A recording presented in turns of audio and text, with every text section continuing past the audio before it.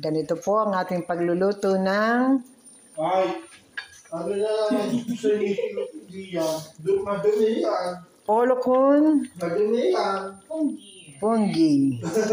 Nakalimutan ko lang ano kung paano. Chicken with mashed. Pero ang ano nito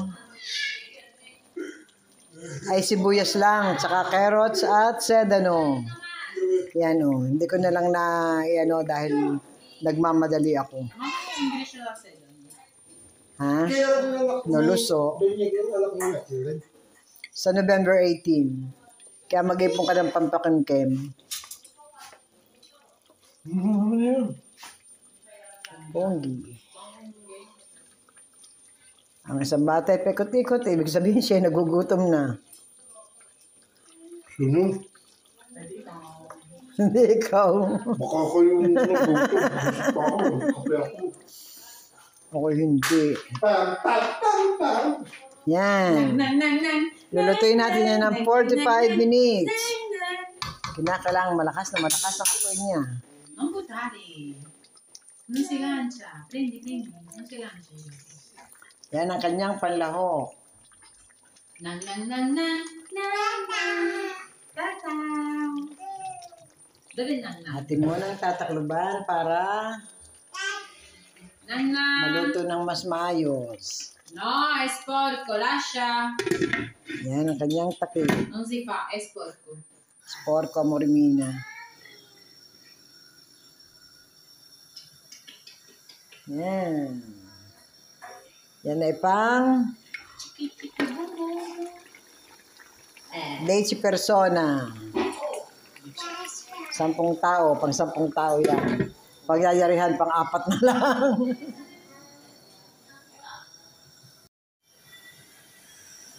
Tingnan natin kung kumusta na ba siya.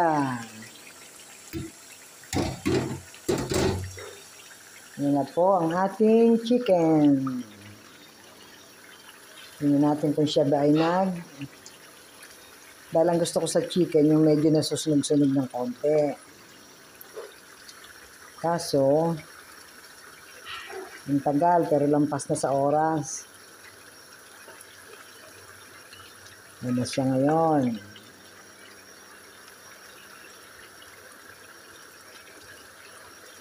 Hindi mabaligtad.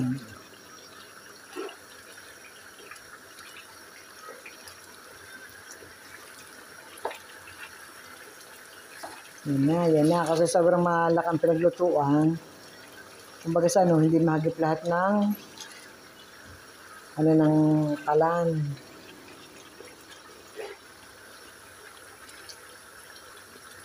Ano siya ngayon? Then, ilalagay na natin ang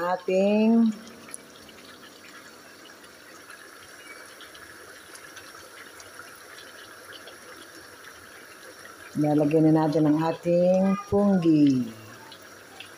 Mushroom. No, ganun ang gusto ko, yung medyo sunog na sunog ng konti. Ang hirap namang magsunog. Yan. Dapat pala pinarito muna ng konti kung gusto sunog. Ayoko nang maputla. Yan na siya.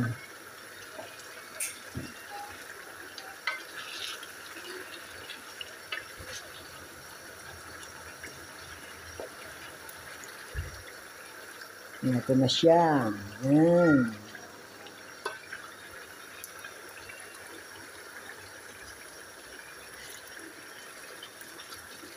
Medyo maputla. Ay, ayoko lang maputla.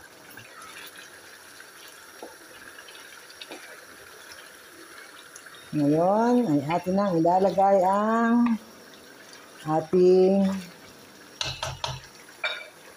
putas.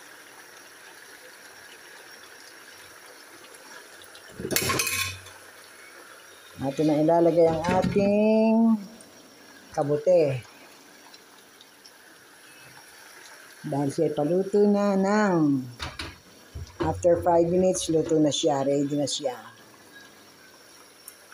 Ito ay ganito lang pong inilalagay. Hindi pala siya masyadong kita sa paglalagay na ganyan. Yan. Yan po ang ating kabuti. Kabuti siyang hindi press, yung kabuting parang pinatuyo. Ewan, sa Pilipinas kasi hindi ako nakakakita ng ganitong pinatuyong kabuti. O baka dahil sa Pilipinas na may hindi ako nagluluto, kaya hindi ko alam kung meron. Yan na siya. Yan lang nakakapagpasarap dito sa ganitong klase ng, ganitong luto ng manok. Yan lang kabuti niya na yan.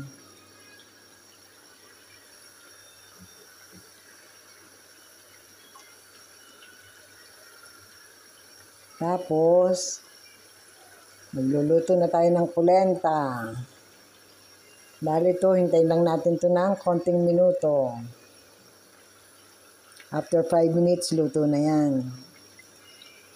Kaya kami magtatanghalian ay 1:30. O baka bago bago ito kami magtanghalian. At dahil siya may kabuti, na kailangan lagyan natin siya ng konting bawang. Dahil ang palatandaan daw ng kabuti, pagka hindi okay at pagka may lason, ay bawang. Kung ang niro bawang ay itim, ibig sabihin, huwag nyo nang kainin dahil may lason ng kabuti. Yan o. Yan lang, lalagay lang natin dyan sa isang tabi para malaman natin kung siya ay iitim.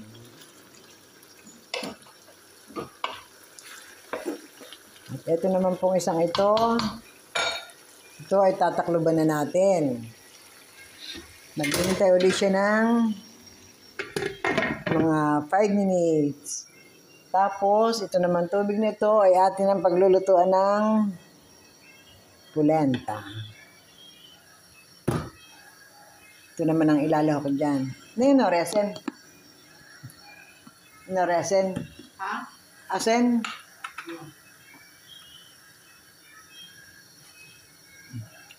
Tanong, gano'ng kadaming asin? Hindi ako makapagkalkula. Ito naman ay paglulutuan ng polenta. Kaso hindi ako makakalkula kung nasaan ang alat niya. Tama na yun. Okay lang tumabang. Huwag lang masosobra ng alat. Ang pagluluto naman yan, sandali lang. Si Lolo Jose.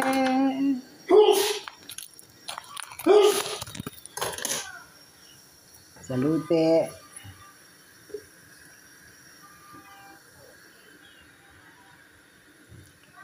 Ang pagluluto naman itong polenta ay habang wala akong mapahawak ng cellphone lagay na lang natin dito. Para masabi ko sa inyo kung paano nagluluto ng polenta. Huwag ka sumali kasi hindi ka kasali. Patay. Lalo na pong ang pagluluto naman ng polenta ay ganito lang. Habang siya kumukulo, ilang ano ba to? Dito Habang siya kumukulo naman, ihuhulog mo yan ng pakonti-konti-konti. Para ang polenta, tapos haluin ng haluin. Para ang polenta ay hindi magdidikit-dikit. Yan, ito naman, after 5 minutes, luto na din. Pero tingnan nyo, liquid na liquid pa siya. Liquid na liquid pa, pero maya-maya buo-buo na yan. Ang polenta ang tinatawag dito, yung mais ito dito sa kanila. Pero, hindi sweet. Kasi nga, ang lako niya asin Ibig sabihin, hindi siya sweet. Yan biglang lumapot na kagad. Matigas-tigas na. Dapat dire-diretso lang ang halo. Halo.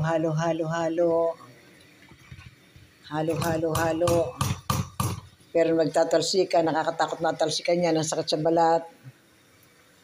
At silipin uli natin tong ating punggi. Kung ano ng hitsura.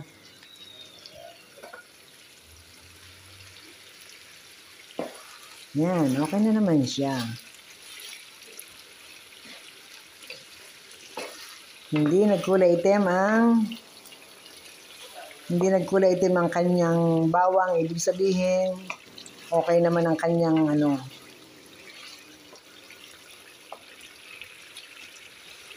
ibig sabihin okay ang kanyang pinaka punggi na yan pagka ganyan hindi umitim. Mama, may post. Hintayin niyo muna ako magkakotse bago niyo saktan. Bisa yung umiyak sa tricycle. Ay, umiyak sa tricycle, kinakailangan sa kotse. Social naman niya magpapa-heart.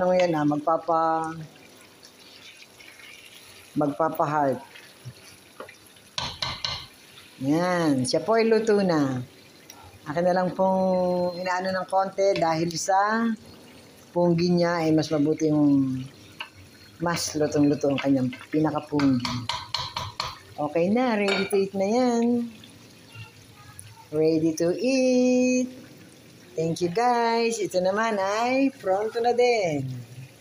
Yan o, pronto na yan. Kaya, bye-bye. Okay na pong lahat. Pwede na po kaming kumain. Sa oras na ito, anong oras na? 1:30. Naluto din sa wakas.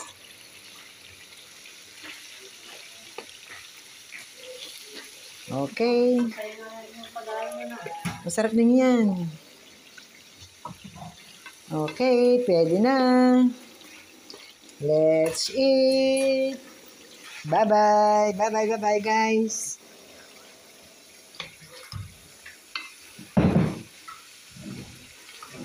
Luto na siya. Bango lang ang punggi. Ano yung pagsasamahin pa? Hindi ni. Sasandok na lang na magkahiwalay. Bye-bye. Luto na ho,